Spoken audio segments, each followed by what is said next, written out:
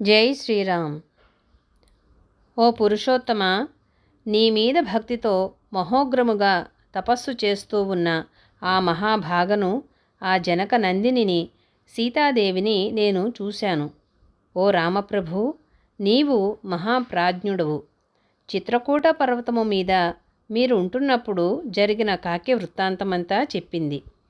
అంతటా ఆమె నన్ను చూసి, ఓ వాయుపుత్రుడా, నీవు ఆ నరశార్దూలమునకు ఇక్కడ చూచినదంతా చూచినట్లు సుగ్రీవుడి సమక్షములో రామప్రభువుకు విన్నవించు. నేను ఇంతవరకు అతి జాగ్రత్తగా దాచి ఉంచిన నా చూడామణిని నీకు ఇస్తున్నాను. దానిని నా ప్రభువుకు సమర్పించు. హనుమంతుడా, ఒకనాడు నా నుదుట తిలకము చెరిగిపోయింది.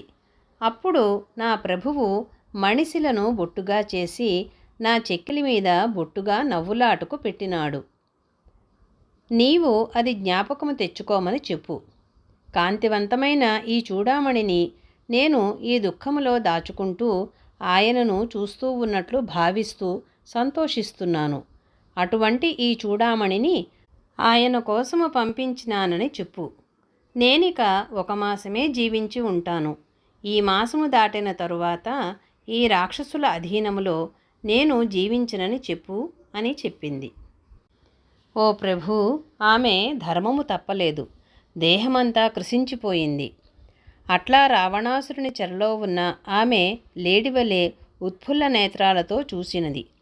ప్రభూ, మీతో చెప్పమన్నదంతా చెప్పాను. ఇక నెట్లాగైనా మనము సముద్రము దాటిపోయే సాధనమేమిటో నీవు ఆలోచించవలెను అన్నాడు.